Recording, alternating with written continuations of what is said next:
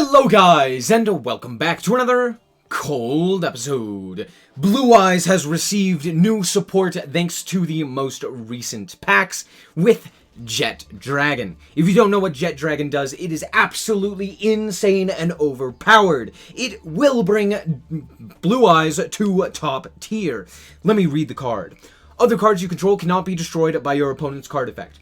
Period. Any other card. That means your back row. That means your monsters. That means everything. This card is busted already. But how do you summon it? You can't just tribute summon it. That's too difficult. Well, first of all, it is a Blue Eyes card, so you can summon it off of the stone, but it has a summoning effect as well. You can only use each of the following effects at once per turn. You can only activate them while Blue Eyes White Dragon is on the field or in your grave. If a card on the field is destroyed by battle or card effect, you can special summon this card from hand or grave. Boom. Simple, easy, concise. So, what are we going to do to get Blue Eyes into the graveyard? Easy. We're going to play a 60-card deck with grass. So, here is the list. I know, it's amazing. We're playing things like Adventure, we're playing things like the Tenyis, we're going to Hulk Dawn, and we're going to get out all of those monsters, we're going to be able to dump so many cards, and of course, we're playing the Whitestone, because it's a level 1 tuner that allows us access to the myriad of different cards that we can summon off of it. Notably, the two that we're playing, the Blue Eyes White Dragon and the Blue Eyes Jet Dragon. Alright, have I scared off the Blue Eyes people? Are the Blue Eyes fanboys gone? Are they leaving their mean comments? Alright, in all honesty, though, this is kind of just a meme deck. It's just Blue Eyes with a single Blue Eyes. I've done this before. It's just kind of a joke that I've had for a while. It's not actually Blue Eyes. Well, it is, but yeah, this is basically just 60-card Adventure Tenyi with Blue Eyes splashed in. And in all honesty, the Blue Eyes Jet Dragon is quite formidable. It also has an effect to bounce a card in battle, which is pretty nice. But more specifically, it is just nice to kind of like summon it and then sit and be like, all right, lightning storm me, I dare you. Granted, the people I played against were all playing like banish effects and stuff like that, which is the biggest problem with the Blue Eyes Jet Dragon in general. Right now, the meta is bouncing cards and banishing cards. What the hell is this card gonna do? Absolutely nothing, I'll tell you that right now. So, yeah, this is just kind of like a whole bunch of really silly, overpowered shenanigans. We're doing Hulk Dawn combos, we're ending on like Verte with DPE, we have the Scythe, we have Scythe Lock in here as well. You know, which allows us to go into Baron. I also have Yazi in here so that we can actually proc the Blue Eyes Jet Dragon and special summon it to the field off of a Mecha Phantom Beast Auroradon. So yeah, it's basically just worse Adventure Tenyi in a 60-card version. However, one thing that's really interesting to note is Cards of Consonance works on Destrudo, Red Rose Dragon, and Whitestone of Ancients, so that's why we're maxing out on all of those. But yeah, let's just quickly do the card by card. First of all, we are running a few Blue Eyes cards. We're running the 1 Blue Eyes White Dragon, the triple Whitestone of Ancients because it's a tuner, and the 2 Blue Eyes Jet Dragon. As for the other cards, we have a few Garnets. We have the Disc Commander, we have the Dasher, we have the Despot 001, and we have the Scythe, all of which are kind of Garnets that we don't really want to see, just given the fact that they are used in specific combos, either to Scythe Lock, to go into DPE, or are target off of the Crystron Hulk Fibrax. And I know what you're wondering, why are you playing Despot instead of Jet Synchron? The simple reason for that is because it doesn't require a discard, which is very, very useful. Despot being able to just bring itself back off of the Auroradon activation means that we don't have to discard something to get it back onto the field.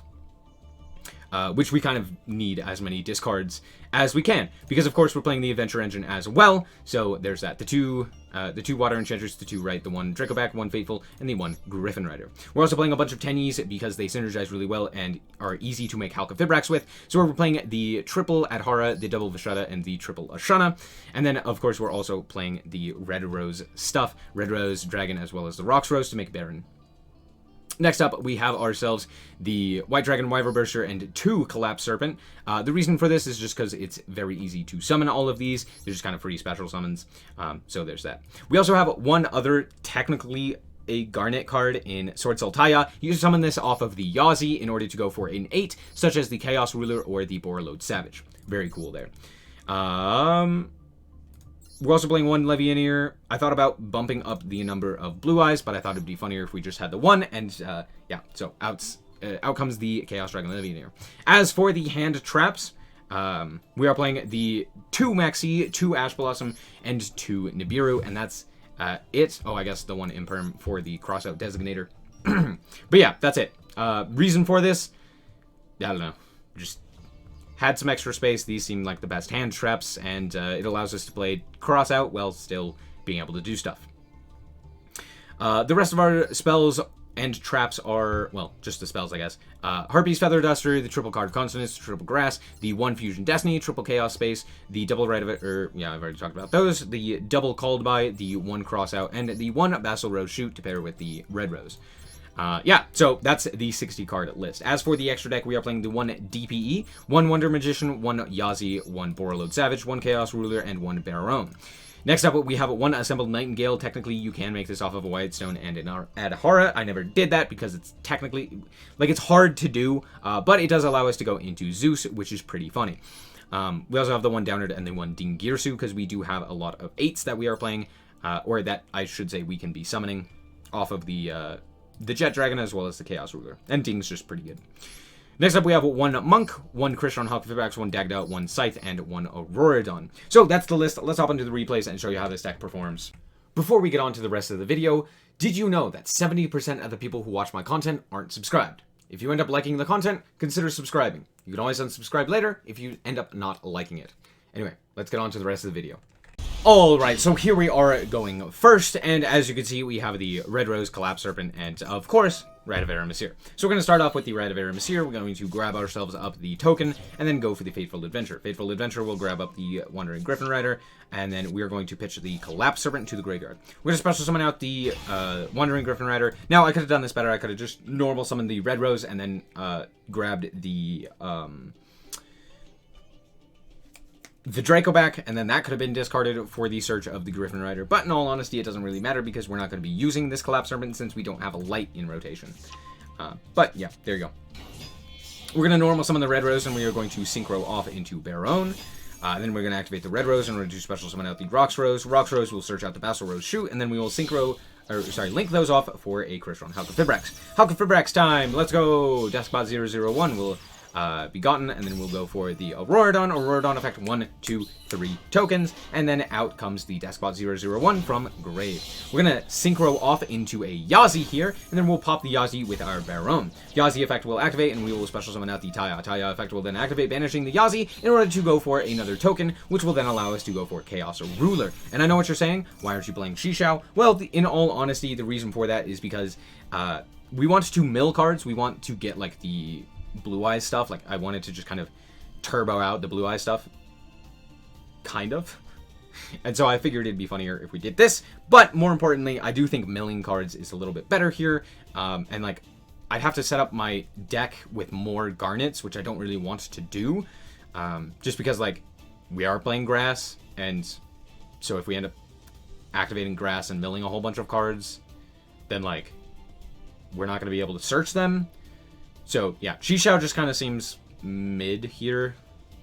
Whereas, like, Chaos Ruler allows us to just grab a whole bunch. So we're going to actually dump the Vashetta off of the Taya, and then we're going to reveal a whole bunch of cards. And I end up grabbing the Vashetta that we ended up seeing there. We're then going to go for the Levianeer, and we're going to shuffle away my opponent's card. And then we're going to Exi into Ding, set the Basil Rose Shoot, and pass the turn. We're locked out of Link monsters due to the Mecha Phantom Beast Auroradon, so we're just kind of sitting on this. It's basically just the 1 negate and the Dingirsu, but it's also got some really good follow-up with Ash and Vashetta, as well as we still have access to the Draco back. I decided not to actually activate the Draco back, just so that we can keep it since we can get another token or non-effect monster on our side of the field. Turns out they were playing Ignites, so, well, we happen to go first, so their Ignite FTK is not going to work. The single Ash Blossom and Baron Negate should be enough. They're going to go for Metaphys Horus, which is pretty interesting. So they're going to activate its effect, and we are just going to negate it and prevent it from doing anything. We're going to give them the token because That's what this card does. And then they're going to scoop it up because I think they messed up their combo a little there. But it didn't really matter because we could just Ash Blossom and they'd be done. Alright, and here we are going second, and I drew 2 Nibirus. Hilarious, but I also drew grass. So there's that. My opponent is going to normal summon Diviner of Herald, and this is probably Drytron. Oh, turns out, no, it's Dogmatica. What? Yes, it's Dogmatica in some capacity. They're going to tribute summon for Almirage, or sorry, they're going to link summon for Almirage, then they're going to special summon out the Ecclesia. They're going to search out whatever the frick this card is, Aiden, and then they're going to go for the Dogmatic Calamity in order to go for their white Relic of Dogmatica, and then they will search out the whatever the heck this card is, the ritual spell.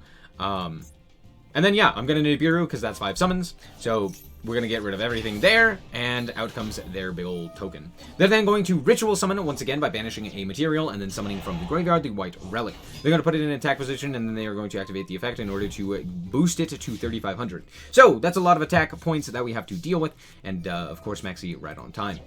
We're going to banish to go for the Rite of Aram Seer, and we are going to activate the Rite of Aram Seer so that we don't end up milling something like our Fateful Adventure. However, we do have to get the Griffin Rider out onto the field. However, of course, it's just going to be popped thanks to the Entis.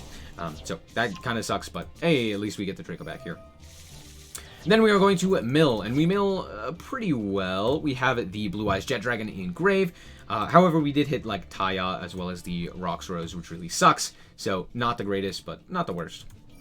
We did end up getting Snow into the grave, which is absolutely crazy. So we're going to special the Snow, and we're going to flip down this opponent's monster. Then we're going to go for Destrudo, because of course we had the Destrudo. We're then going to link off into Halqifibrax, pretty self-explanatory from this point. I'm actually going to go for the Red Rose, because we already have the... I think Despot was already in grave. Yeah, Despot was already in grave. So yeah, now we're going to go for the Red Rose. We're going to shuffle back the Levianeer, and we're going to draw into Card of Consonance. Anyway, we're going to go for the Yazi here. We're going to activate the Yazi. We're going to pop the token. And then we're going to Yazi and special summon out the Vishada, since we already had the Taya sent to the grave as well off of that grass. We're then going to go for the Vishada into the Monk, and then we're going to bounce back their Ritual Monster. And then we're going to go for the Adhara to add back the Taya, which we ended up banishing off of Snow. So now we can normal summon the Taya, which we haven't used up until this point. However, I'm currently locked because I did actually activate the Fateful Adventure stuff, which I genuinely forgot about. My opponent scoops that up, realizing that like they can't do anything. We also still have another Nibiru as well as Maxi, as well as, again, like full follow-up on the following turn. I think they also thought that I could activate the Tile, which I can't, but, you know, things happen. Alright, and here we are once again going first this time, and there he is! Look! Look, it's Blue Eyes! Look, I'm playing Blue Eyes! Get him out of my hand. My opponent goes for Lancia here, which really sucks because turns out I need Lancia when I'm going for a Collapse Serpent. So I'm just going to set 2 and pass. Feels bad. Hopefully I don't die. And out comes Sky Striker, Mobilize, Engage. Now, I'm just going to say something real quick here. My opponent currently has 0 taste in anything ever conceived in Yu-Gi-Oh! They are playing Sky Striker with no mat, no sleeves, and the Dark Magician mate. Sorry, I almost said mat. The Dark Magician mate. Literally, like, the worst combination of aesthetics ever. Dear Lanta, form an opinion, good sir. Anyway, they're going to go to battle phase. They're going to walk over our Whitestone. Then they are going to go and synchro into, or sorry, link into their Hayate. They're going to dump their Widow Anchor for some reason. And then they are going to link off into Kaigare. And then they will grab back their Widow Anchor and link once again into Shizuku to grab something during the end phase. They're then going to proceed to the end phase and grab Afterburner and pass the turn. So we don't have to play through any real contention here, which is rather interesting. We're going to special summon out our Blue Eyes Jet Dragon here as well. We draw Snow, which sucks. That's really bad. But we're going to special summon out our Collapse Serpent and then normal summon our Rocks Rose, which will search out at the Vassal Rose Shoot. I go to battle here to force out the Ray so that we can deal with it. We're going to...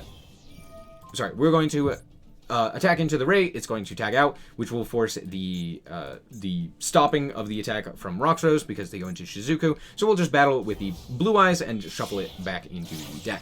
We're then going to go for the Crystron Halqifibrax here. I'm going to activate the Crystron Halqifibrax as well as the Collapse Serpent. We're going to search up the Collapse Serpent, and then we are going to summon out the Despot 001. We're going to go for the Auroradon here. I'm going to go to 1, 2, 3, as well as summon back the Despot 001. And then we will go for our Baron.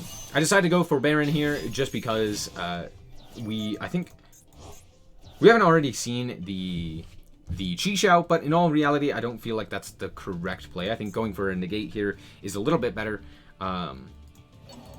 Yeah, that's basically it. And we end up drawing the Taya, which is very funny, which really sucks because, oh no, this was the play. Since I had the Basil Rose shoot, I could have summoned out a level 3 here with the Roxrose Dragon, and then we could have gone for a 7 here as well, which then could have gone into the Taya with the Yazi. However, because I happened to draw specifically Taya, now I cannot do that. So I can't go Taya into something like a Borreload Savage, which was the overall plan, because then I would have ended with the 2 negates, Indestructible, as well as potentially ending on, with Scythe in the back row.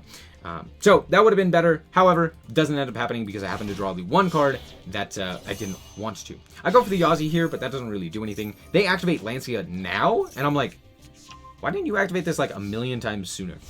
Anyway, so we have the Collapse Serpent, we have the Taya, and we have the Snow in hand. So there's that. They're going to go for the Droplets here, and they are going to Droplets, sending away the Denier as well as the Afterburners, realizing that they can't do anything with the Afterburners. They're then going to steal our Jet Dragon to punch over the Baron. They're going to set 2 and pass. We draw at Hara for turn, but we are just going to go for the Yazi here. They are going to negate and steal our Jet Dragon once again. Yazi is going to activate in order to special summon out the Vishada, since of course we still have Taya.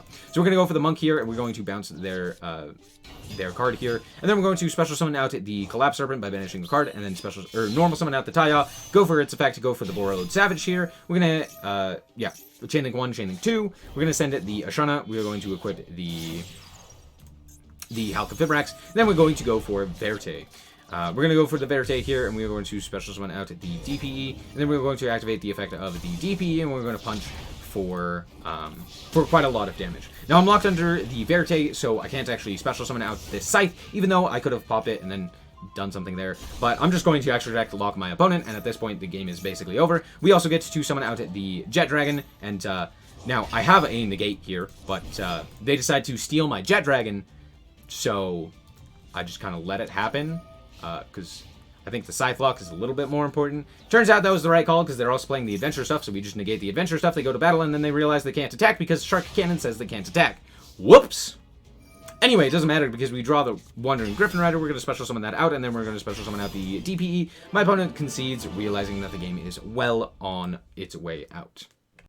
Alright, so this deck is basically just Tenyi, Halcyon, adventure stuff.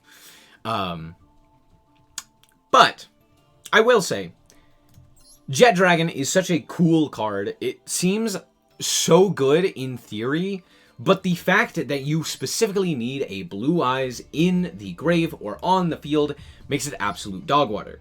This card could be so perfect.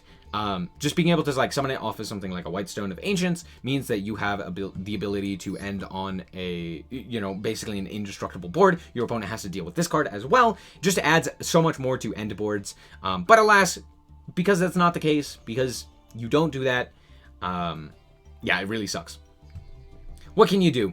However, all in all, I do think that this deck is pretty interesting. It goes through some pretty fun lines in particular. It does end on like some really weird things. And it's just like very fun to play overall compared to like the standard Hulk Dawn stuff where it's just like, oh yeah, let me just make Danglong and like make an unbreakable board. This is more like, all right, where am I going to go with this one? Am I going to do the Scythe Lock? Am I going to do DPE? Am I going to end with the Aurora Dawn stuff? Am I going to go more synchro focused? Am I going to go for an XZ? Am I going to go for this, that? And I think it like really weird, but like Blue Eyes ended up constricting me enough to where I had to get more creative. And so it really helped me understand what I can and cannot do, and the cool different lines that I can go for. Like, for example, with the Yazi stuff and the Aurora Dawn, that's something that I picked up from Sword Soul, so all I had to do, I knew all I had to add was the Taya, and now I can get a level 8 onto my side of the field, which is very cool. So yeah, all in all, very interesting deck. It's obviously not really too heavily focused on Blue Eyes, but it is still a Blue Eyes style deck. And overall, it was very fun. Anyway, thank you guys so much for watching. I hope that you guys did indeed enjoy it. If you did, a like is very much so appreciated. And if you want to check out more content like this, as well as more Yu-Gi-Oh!, then just be sure to subscribe. Anyway, thank you guys so much for watching. And remember to always stay frosty. Bye-bye. shout out to the Frost Guard, my members. Thank you guys so much for the support, and I hope you enjoy the content.